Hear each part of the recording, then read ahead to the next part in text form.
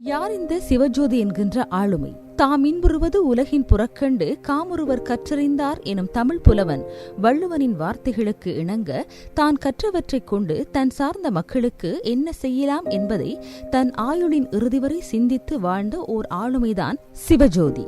சிவசிதம்பரம் வைத்தீஸ்வரன் ஹேமசபீஸ்வரி தம்பதியினரின் மகனாக 1971 யாழ்ப்பாணத்தில் பிறந்த சிவஜோதி தனித்து ஒரு பகுதியில் வாழ்ந்தார் வளர்ந்தார் என்று கூற முடியாத படிக்கு அவருடைய வாழ்க்கை யாழ்ப்பாணத்தில் ஆரம்பித்து மத்திய மாகாணம், தலைநகர் கொழும்பு ஆகிய பகுதிகளில் செழித்து ஈற்றில் கிளிநொச்சியில் கிளை பரப்பி அஸ்தமித்தது. இதனால் அனைவரையும் ஆதரித்து அனுசரித்து செல்லக்கூடிய ஓர் பன்மொழி ஆளுமையாக திகழ்ந்தார்.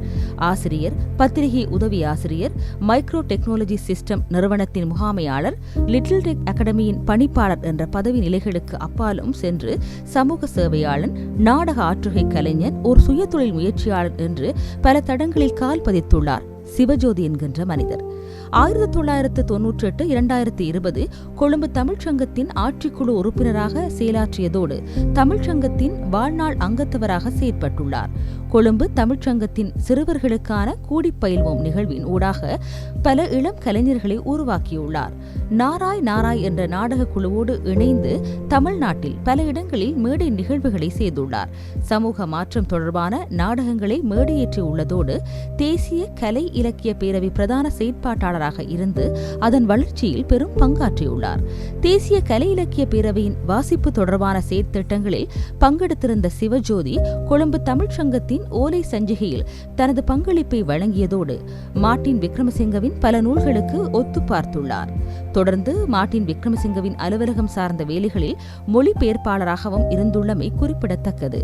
சமூக ஏற்றத்தாழ்வுகளை நீக்குவதற்காக இறுதிவரை இயங்கிய சிவஜோதி லிட்டில் எய்ட் எனும் இலவச தொழிற்கல்வி நிறுவனத்தின் பணிப்பாளராக செயலாற்றி அந்த நிறுவனத்தின் மூலமாக கிளிநொச்சி மாணவர்கள் இடையே தொழிற்திறனை வளர்க்க செயற்பட்டார். கொரோனா இடர் காலப்பகுதியில் செந்தளிர் என்ற அமைப்பின் மூலமாக கிளிநொச்சியின் பல பகுதிகளிலும் நிவாரண உதவிகளை முன்னெடுத்த சிவஜோதி கிளிநொச்சி மக்கள் சிந்தனை கழகத்தின் அங்கத்தவராகவும் சமூக மாற்றத்துக்காக இயங்கியவர் என்பதும் குறிப்பிடத்தக்கது. இத்தகைய ஆளுமையை கௌரவிக்கும் நோக்குடனேயே கடந்த 2021 ஆண்டு முதல் லிட்டில் டெக் அகாடமியானது சிவஜோதி ஞாபகார்த்த விருதினை சமூகம், கலை, கல்வி போன்ற துறைகளில் பயனுறுதி மிக்க செயற்பாடுகளை மேற்கொள்ளும் ஆளுமைகளுக்கு வழங்கி வருகிறது.